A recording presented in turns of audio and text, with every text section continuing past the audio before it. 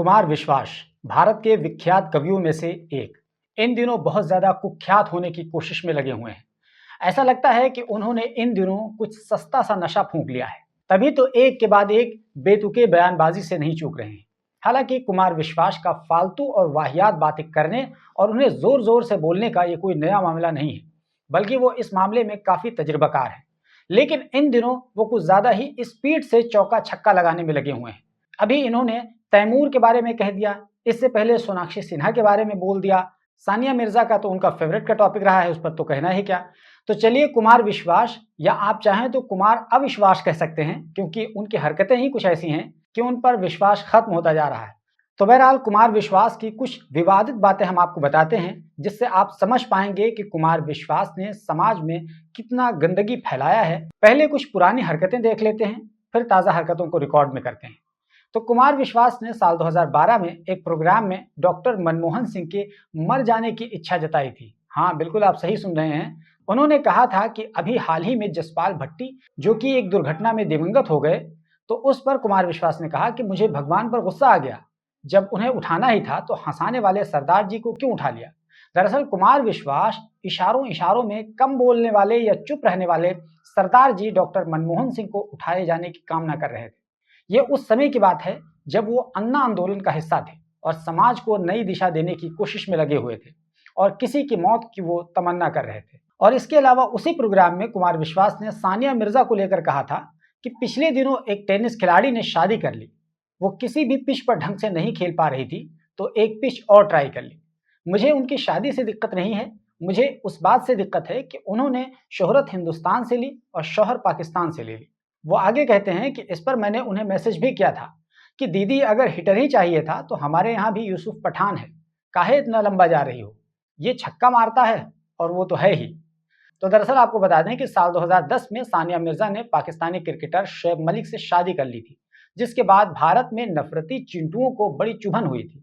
उन्हीं में से कुमार विश्वास भी एक थे। आप सोचिए कि वो अपने पहले वाक्य में कितनी सहजता से कह गए कि वो किसी भी पिच पर ढंग से नहीं खेल पा रही थी, तो एक पिच और ट्राई कर ली। अब इससे उनकी ओछी मानसिकता का आप अंदाजा बखूबी लगा सकते हैं कि वो किसी महिला की निजी जीवन को किस अंदाज से देखते हैं। उसके अलावा कुमार विश्वास ने महिलाओं को लेकर इतनी अभद्र टिप्पणी की थी, जिसको सुनकर आप कहेंगे कि वाह कुमार जी वाह। उन्होंने एक प्रोग्राम में कहा कि अभी मैं ITBHU गया हुआ था, तो वहां कन्याओं ने जो वस्त्र पहन रखे थे उन्हें देखकर मैं बहुत प्रसन्न हुआ। मुझे लगा कि वस्त्र का आकार जितनी तेजी से घट रहा है, उस हिसाब से एक दिन बेस्ट डिजाइनिंग का अवार्ड भगवान को मिलने वाला है। ये कुमार विश्वास के हूबहू शब्द थे जो हमने आपको बताया। लेकिन जहां एक तरफ कुमार विश्वास को छोटे छोटे कपड़ों से दिक्कत होती है, वहीं वो अपनी खुद की बेटी को इस तरह का वस्त्र पहनने की खुली आजादी देते हुए दिखाई देते हैं। आप तस्वीरों में बहुत अच्छे से देख सकते हैं। लेकिन दूसरे के डिजाइन से उन्हें बहुत ज्यादा दिक्कत है।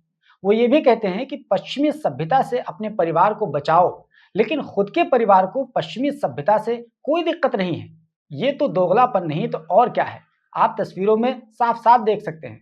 कुमार विश्वास दूसरे बच्चे को धार्मिक होने की सीख देते हैं, उनसे कहते हैं कि गीता रामायण महाभारत पढ़ो, लेकिन अपनी बेटी की जब बारी आएगी तो उसे वो आधुनिक शिक्षा दिलवाएंगे, और वो भी लंदन में। कुमार विश्वास कहते हैं कि आपके पास बस एक ही चीज है, वो है तुम्हारा परिवार, तुम्हारा संस्कार, जिसको छीनने के लिए पश्चिम पागल हुआ पड़ा है। हालांकि कुमार विश्वास ने लल्लन टॉप के एक इंटरव्यू में खुद ही बताया था कि उनके घर में कुत्ता पाला हुआ है। तो सवाल यह है कि यह कुत्ता पालना कहाँ की संस्कृति है? क्या ये भारत की संस्कृति है? जहां तक मैं जानता हूं तो हिंदू धर्म के मानने वाले अपने घरों में गाय पालने की परंपरा में विश्वास रखते हैं, लेकिन कुमार विश्वास जी कुत्ता पालने की परंपरा में विश्वास रखते हैं। यह है उनकी भारतीय सभ्यता, और दूसरों से कहते नजर आते हैं कि अपने आप को पश्चिमी सभ्यता से बचाओ, और खुद वो कुत्ता पालेंगे। तो कुमार विश्वास न केवल ओछी मानसिकता के व्यक्ति हैं, बल्कि उसके साथ ही वो दोगले, पाखंडी और झूठ बोलने वाले भी व्यक्ति हैं। एक बार उन्होंने लल्लन टॉप के मुखिया सौरभ द्विवेदी से इंटरव्यू के दौरान बात करते हुए कहा, जब सौरभ द्विवेदी ने उनसे पूछा कि एक सवाल किया गया है कुमार विश्वास के बारे में कि कुमार विश्वास जिस राम कथा को कह रहे हैं उसमें राम जी ने राज्य को त्याग दिया था बिना किसी मोह के, तो कुमार विश्वास पद ना मिलने पर अफसोस क्यों जताते हैं? इस पर कुमार विश्वास का जवाब था कि मैंने पद ना मिलने पर अफसोस कभी नहीं जताया है।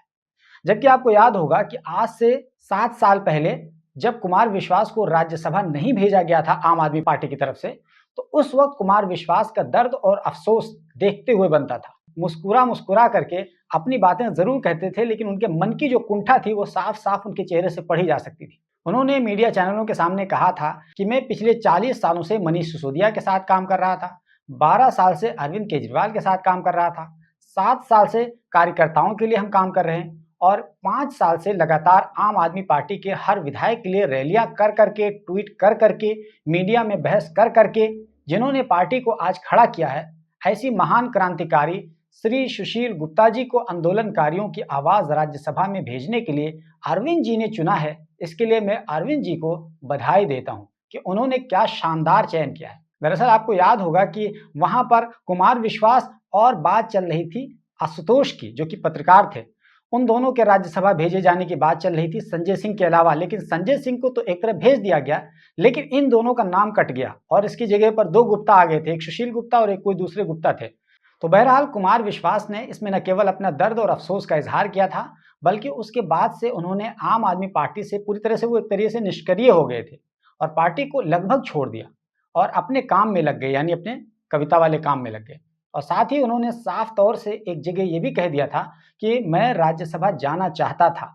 तो इस बात से आप अंदाजा लगा सकते हैं कि कुमार विश्वास किस तरह सफाई से झूठ भी बोल लेते हैं। वो पाखंडपना, दोगलापन तो दिखाते हैं, लेकिन उसके साथ झूठ भी बोलते हैं। उन्हें लगता है कि हमने जो बात कह दी थी उसको लोग भूल चुके हैं, इसलिए अब जो चाहो आगे कहते चले जाओ, कौन जाता है चेक करने के लिए। लेकिन उन्हें कौन बताए कि हम जैसे लोग भी इस दुनिया में पाए जाते हैं, जो किसी भी व्यक्ति की कुंडली को खंगालने का बहुत शौक रखते हैं। हालांकि इस छोटी सी वीडियो में उनकी पूरी कुंडली को खंगालना जाहिर है संभव नहीं है, लेकिन फिर भी कुछ जरूरी जानकारियां आपके सामने जरूर रख देते हैं और आपको इसके बाद कुमार विश्वास की हकीकत का अंदाजा खुद ब खुद लग जाएगा।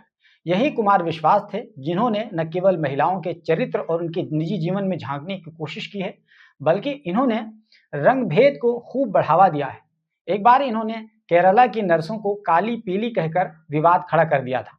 इन्होंने कहा था कि पहले आदमी जब बीमार पड़ता था तो उसको तसल्ली रहती थी, क्योंकि जो नर्सें होती थी वो केरल से आती थी, काली पीली सी, तो मुंह से सिस्टर निकलता था। अब आजकल तो नर्स भी नॉर्थ इंडिया से आने लगी हैं, एकदम बिल्कुल शानदार। और यही नहीं, उन्होंने श्रीलंका के खिलाड़ियों को कल्लू कहा था और उनका उनके रंग की वजह से उपहास उड़ाया था। वो और सी बात है कि कुमार विश्वास खुद भी उसी कलर के हैं। हैरत की बात तो ये होती है कि इस बंदे को अपनी हरकतों पर कोई अफसोस नहीं है और शायद अब हो भी ना, क्योंकि ऐसा लगता है कि उनके अंदर का नफरती और मनुवादी शैतान जाग गया है। तभी तो जो बंदा कभी ये कहा करता था कि मैं मंदिर से निकल आऊं तो मस्जिद से निकल आ, तो मिलकर हम लगाएंगे गुलाले प्यार होली में, वही बंदा अब नफरत की बातें करने लगा है। हिंदू मुसलमान के बीच प्यार मोहब्बत पैदा करने की बातें करने वाले कुमार विश्वास इन दिनों बदले बदले नजर आ रहे हैं। आजकल कुमार विश्वास को उस कम्युनल हार्मनी से दिक्कत होने लगी है जिसके वो कभी पक्षधर रहे हैं, लेकिन अब वो खुलकर हिंदू मुस्लिम भाईचारे के खिलाफ बातें करते नजर आते हैं। वो कहते हैं कि मेरा एक सामान्य बात कहने का मन था कि सदा भारत की संस्कृति के प्रति नफरत पैदा करने की एक साजिश हुई है और इससे आप बहुत सॉफ्ट बनकर, बहुत प्यारे बनकर, हार्मोनी का चेहरा ओढ़कर उससे पीछा नहीं छुड़ा सकते। जी हाँ, ये है कुमार विश्वास के अंदर का नफरती शैतान, जो ऐसे समय में बेदार हुआ है जब हर तरफ हिंदुत्व हिंदुत्व और नफरत का राग सुनाई दे रहा है और जो लोग भी हिंदुत्व के पक्षधर हैं और दूसरी तरफ एक समुदाय के तई नफरत की बातें करते हैं और ऐसे लोगों को प्रसिद्धि भी मिल रही है, तो कुमार विश्वास कहां से पीछे रहने वाले थे।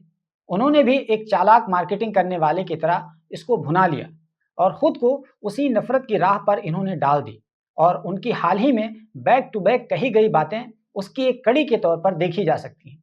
अभी आपको याद होगा कि हाल ही में उन्होंने अपनी कुंठा को खुलकर सबके सामने, हजारों लाखों लोगों के सामने रख दिया।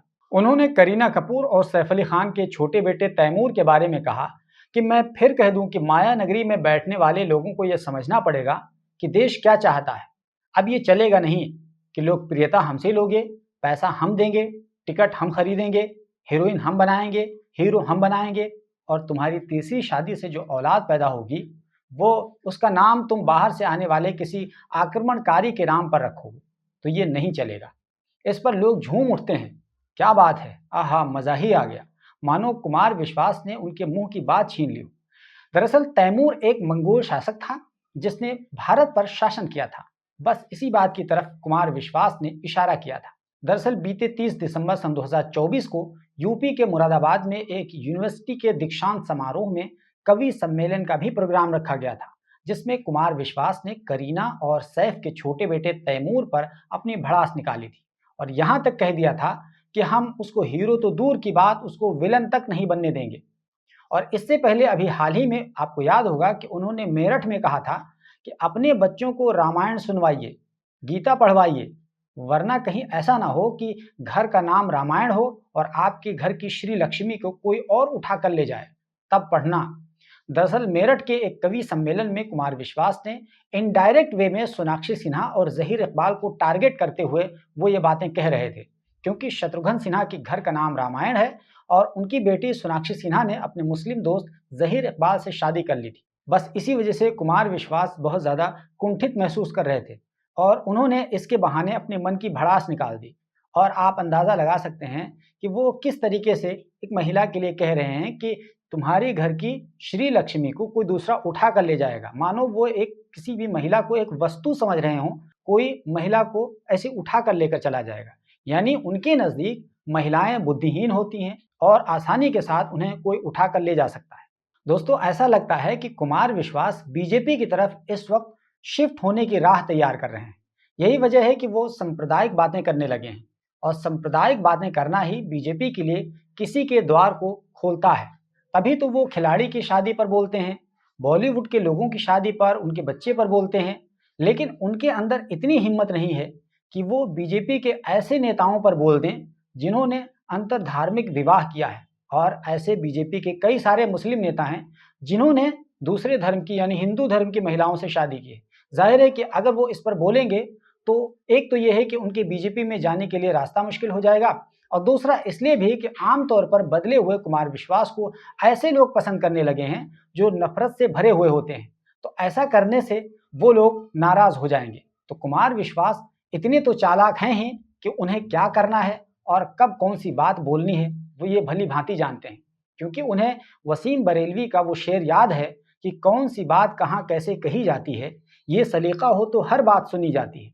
और कुमार विश्वास अपने इसी सलीके का भरपूर इस्तेमाल कर रहे हैं। वैसे तो कुमार विश्वास ने गांधी जी पर भी भद्दी टिप्पणी की थी। उन्होंने मल्लिका शेरावत और गांधी जी का तुलनात्मक रूप से किसी हद तक देखने की उन्होंने कोशिश की है। हालांकि वो एक दूसरी जगह गांधी की हिम्मत और धैर्य की बहुत ज्यादा तारीफ भी करते नजर आते हैं।